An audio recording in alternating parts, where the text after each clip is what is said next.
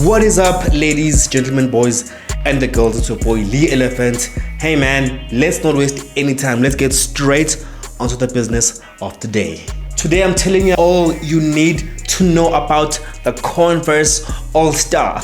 When people talk about shoes that never go out of fashion, never go out of style, the Converse All Star is always part of the conversation, man. There is no doubt about that. They're literally one of the very few shoes that you look at now and you compare them from like decades ago, like maybe 2 decades ago, they still look good today as they did bloody decades ago. The most interesting thing about this shoe is that it didn't start as a fashion statement.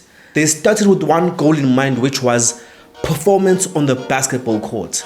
Let's rewind and take it all the way back from when Converse started. Converse was founded in 1908 in Massachusetts by Marquise Mills Converse. Yep, Converse is actually a real surname. When they started, they only produced shoes for factory workers, so these were just made for the winter conditions. These shoes were made for practicality, durability, quality, and not style. Fashion wasn't even part of their plan, man. But this early focus on durable and quality rubber would definitely be a major contribution to their success in the future.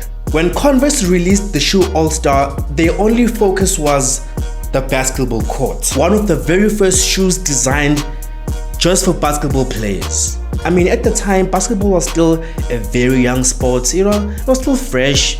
It hasn't developed to what it is right now. It was literally like a startup company. The players just wore like any leather shoe they could find, and most of those shoes were not comfortable. And when the Converse All Star was introduced, everyone just lost their mind about how much grip it had, how much ankle support it had, and just the overall quality. Look, it wasn't the most flashy, it wasn't glamorous, but it did the job. It got the job done, man, and every basketball player was happy. Every basketball player quickly noticed, and in no time, the Converse All Star became every player's performance shoe. It was the first basketball performance shoe to actually go viral.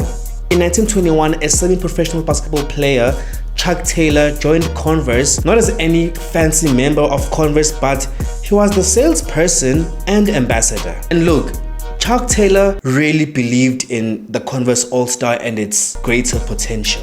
And that's when he started traveling across the United States, man, speaking to players, hosting basketball clinics, interacting with an average basketball player. He collected feedback from the basketball players and presented it to the Converse board.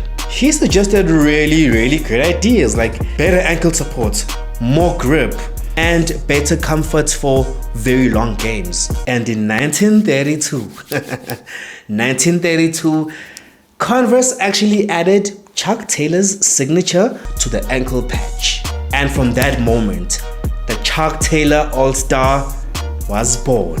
Converse All Star has always dominated the basketball scene, like from the 1920s all the way to like the 1960s. Like, All Star was the staple sneaker for basketball players.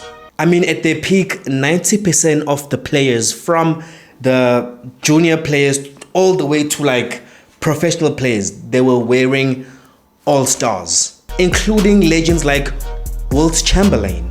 Like, there were no debates, there were no alternatives. Every basketball player just wore the Converse All Stars. By the 1970s, a lot of things started changing and taking a different direction in the basketball world. New sneakers emerged, new brands entered the market, and leather sneakers with better cushioning started replacing canvas shoes. That's when Converse slowly started losing its grip. That's when they started becoming less of a default option for professional players. But instead of disappearing, the Converse All Star found its new home, which was street culture. I mean, the All Stars were adopted at every street scene. The rebellions, rockstars, grunge, the punks, and mostly the gangsters. Woo! the Converse All Star was officially dominating the streets. And look, it made sense. They were cheap, they were quality, and they were so easy to find. Also very easy to customize. You could draw on them, you could paint on them, customize them however the way you want. You could beat them down. Like, they could be an official beater shoe. In South Africa, dirty white All Stars at some point was a huge fashion statement. I mean, to the point where a dirty version was introduced to the market. As a fashion staple, what truly made the Converse All Star special was its simplicity. Like, there's no fancy technology and air bubbles and all these complicated things on them. It was literally based on simplicity and authenticity. I mean, obviously now you have so many iterations of it. You have the high top, the platforms, and many other weird designs. In 2003, Nike acquired Converse, which actually helped modernize its production, which introduced new variations and a whole lot of new designs that we know of right now. But I love the fact that they still kept the original Chuck Taylor as it is. While today the Converse All Star is not about performance anymore, it's about identity. It represents individuality, it represents the creatives, it represents the rebels, it represents authenticity. Today All Stars are worn by people from very different backgrounds, very different personalities. They're worn by literally every culture on this earth. They're worn by people that you'd never think that would actually own a pair of All Stars, and that's because All Star has grown to have so much meaning to us as individuals. They listened to the streets and they let the culture do the rest. And that is the end of the video, ladies and gentlemen. If you have not subscribed, please do subscribe. Please do hit that like button, of course. If you did enjoy the video, I hope that you did.